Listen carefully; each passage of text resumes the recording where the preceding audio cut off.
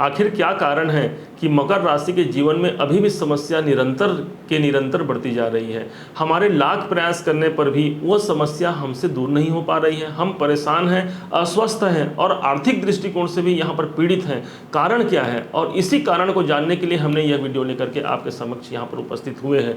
इसके पूर्व भी हमने एक वीडियो जारी किया था जिसमें हमने उस यहाँ पर बताया था कि क्या ऐसा कारण है जिसके नाम से आप जो है अभी भी समस्या से ग्रसित हैं। आज उसका सेकंड पार्ट लेकर के आए हैं, उसके और ज़्यादा उससे क्लियरिटी लेकर के आए हैं, ज़्यादा उसको डिफाइन वर्जन लेकर के आए हैं, ताकि आप अपने समस्या को समझ सकें और ये निश्चिंत कर सकें कि कौन सा अभी तत्काल में ऐसा समय आने वाला है, आप जान पाएंगे जो अभी आपको समस्या से मुक्त कराने वाला है, और क्या ऐसा एक सटीक उपाय करें जिससे एक साथ सभी समस्याओं का निराकरण हो सके।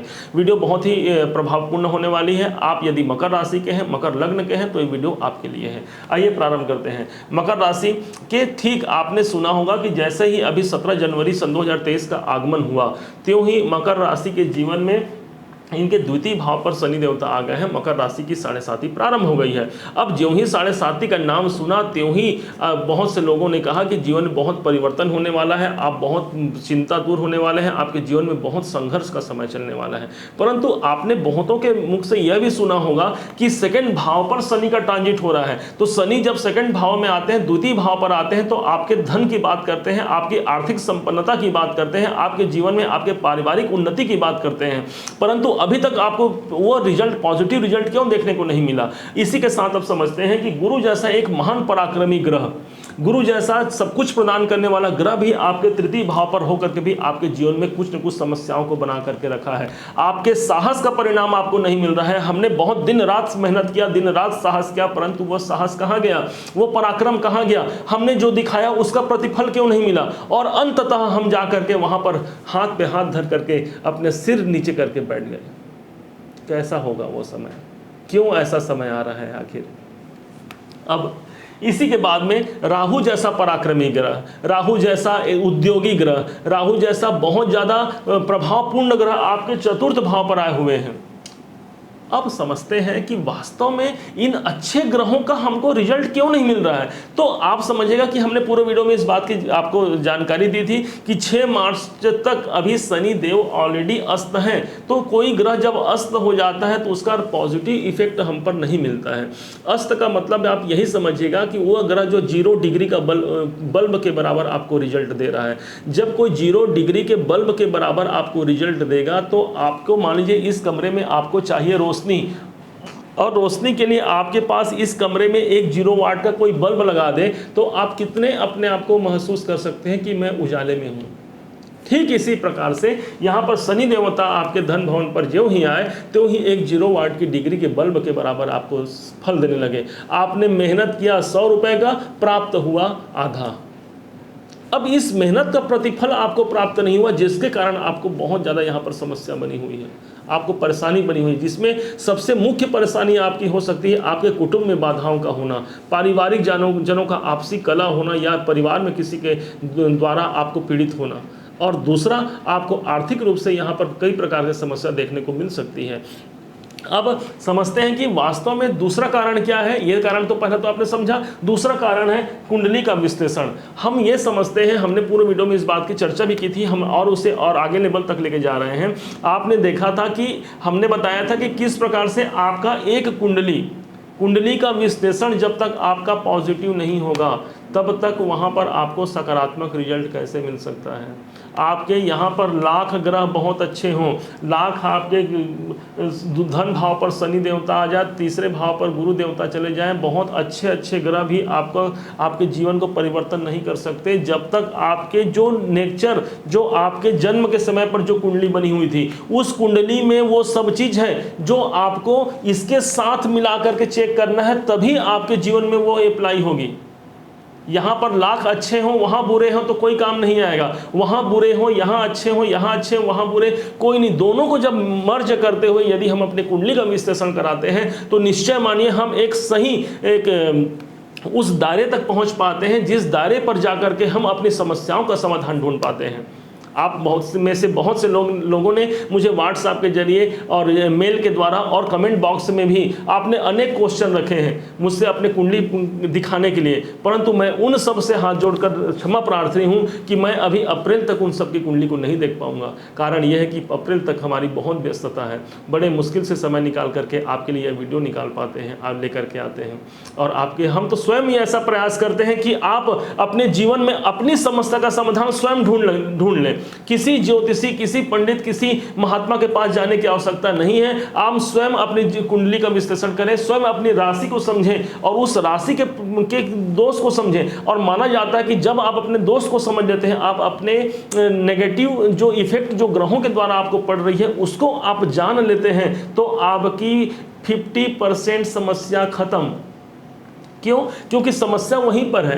कहाँ पर है? मान लीजिए आपको गले में प्रॉब्लम है, आपका गला जो है वो खराश में है, तो आप बार बार सोचते हैं ये खराश क्यों है। लेकिन जिस समय आप जान जाते हैं कि भाई मैं कल ठंडा पानी पिया था या मैंने कोल्ड ड्रिंक पी रखी थी जिसके कारण मेरे गले में खराश है, तो वो इस कारण से जब जैसे ही आपने उस समस्या को जाना, मान लीजिए कि 50% आपकी समस्या दूर हो गई। उसी प्रकार से जैसे ही आपने इस समस्या को जाना, आपके 50% समस्या दूर हो जाती है। क्योंकि माना जाता है विश्वासम फलदायकम। आप विश्वास कर लेते हैं कि मुझे इससे उबरने का ये उपाय है और मैं इससे ऐसे उबर सकता हूँ।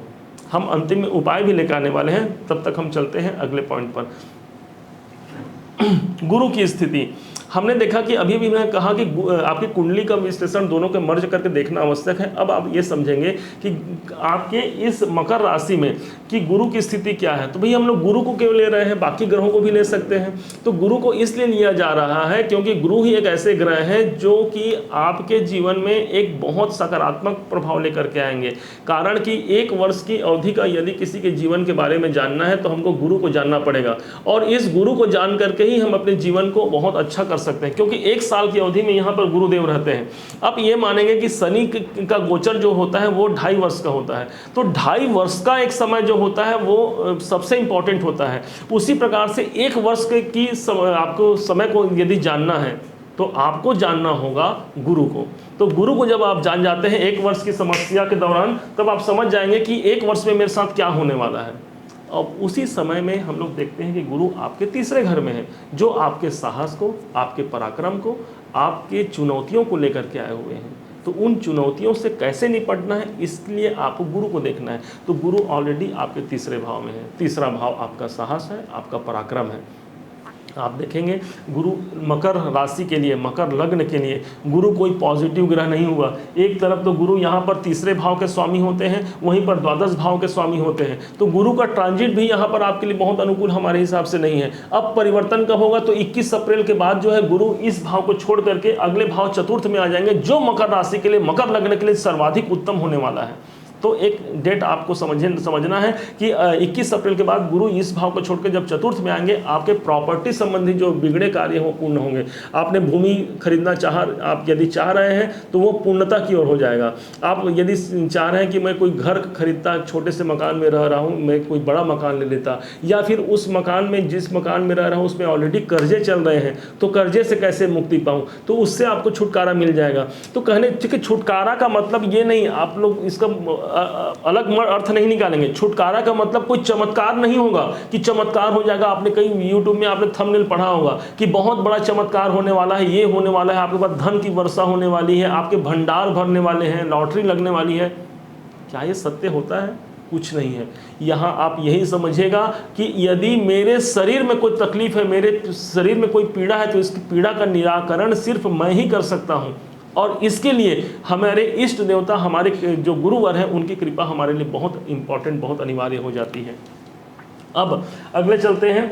अब एक बहुत बड़ा परिवर्तन होने वाला है जो आपके लिए खुशखबरी है। मानिए यह खुशखबरी क्या है कि शनि जो है अभी वर्तमान में धनिष्ठा नक्षत्र में है। धनिष्ठा नक्षत्र में शनि हो करके अभी आपको चौथे भाव और एकादश भाव का फल दे रहे हैं, जो कि कई दृष्टियों से आपके लिए लाभकारक भी है, परंतु कई दृष्टियों से आपके लाभ के मार्ग में अवरोध करने वाला समय भी चल रहा है। हमारे लाभ में अवरोध, हमारी इच्छाओं की पूर्ति में डिले होना। हम चाह रहे हैं कि आज हमारा काम हो जाए और उसमें विलंब की स्थिति, उसमें डिले की की स्थिति, हमारे प्रॉपर्टी संबंधी काम भी हम चाह रहे हैं परंतु वो पूर्ण नहीं हो पा रहा है, कोई शिक्षा, नौकरी, कैरियर में कोई उतना अप्रत्याशित ग्रोथ दिखना चाहिए, हमारे तमाम निष्ठा, तमाम मेहनत के बाद भी वो ग्रोथ हमें क्यों नहीं दिख रहा है। इसी बात के लिए हम अब आपको बताने जा रहे हैं कि अभी शनि का गोचर तो कुंभ में है, शनि का नक्षत्र परिवर्तन होने वाला है ठीक 14 मार्च से।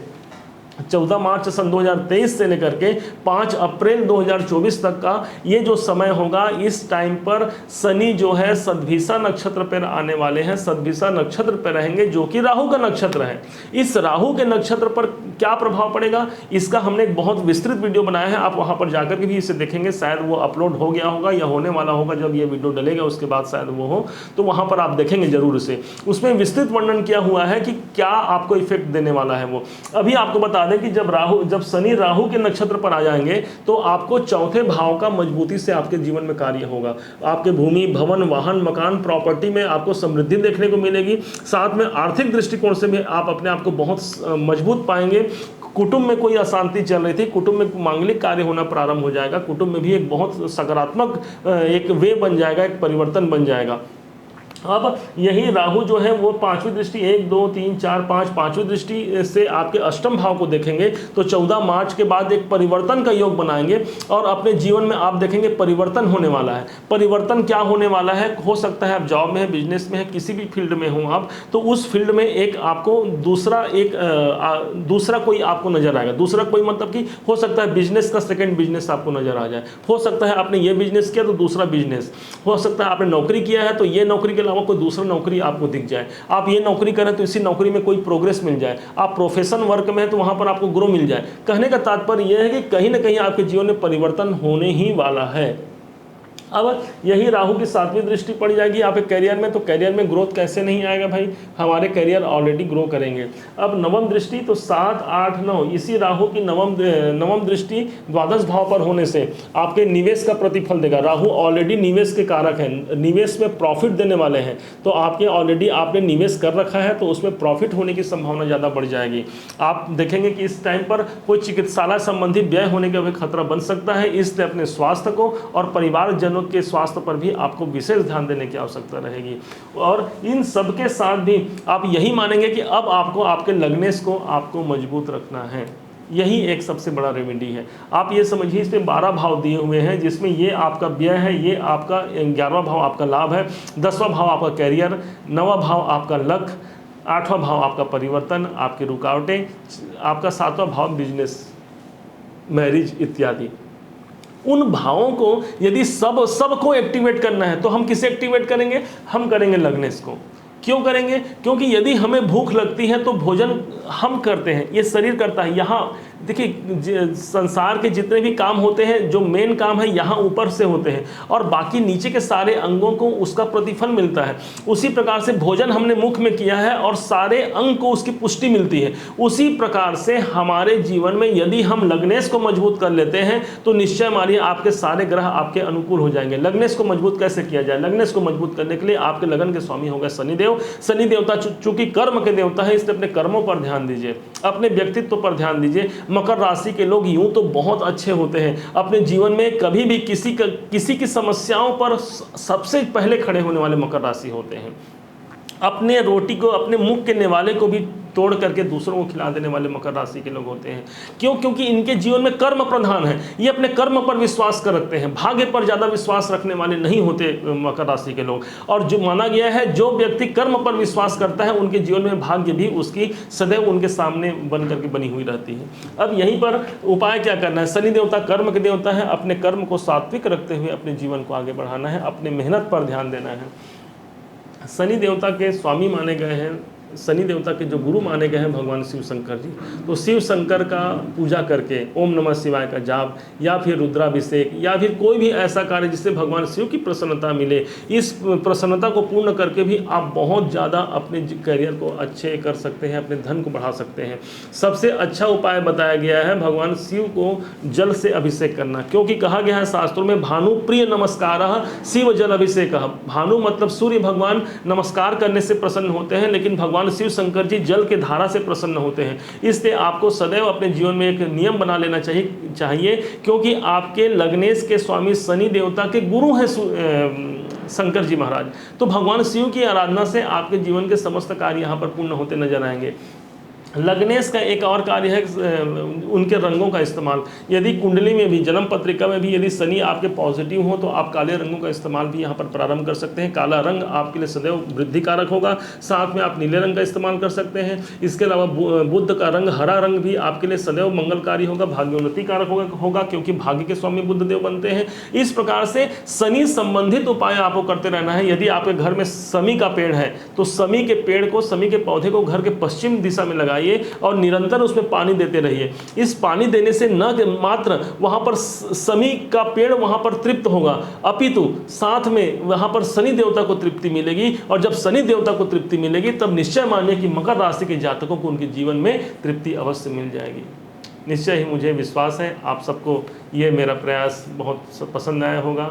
मेरा यह समझाने का तरीका, मेरा यह विचार जो मैंने आपके सामने व्यक्त किया कैसे लगा, इसे कमेंट करके ज़रूर बताइएगा। यदि अभी तक आपने सब्सक्राइब नहीं किया है तो सब्सक्राइब कीजिएगा और साथ में लाइक कर दीजिएगा, क्योंकि आपके एक इस छोटे से क्रिया से मुझे बहुत बड़ा मोटिवेशन मिलता है, ताकि भविष्य में हम बहुत सारे वीडियो लेकर के आपके लिए आते रहें और सदैव आपका जीवन मंगलमय हो। इसी शुभकामनाओं के साथ जय श्री राम।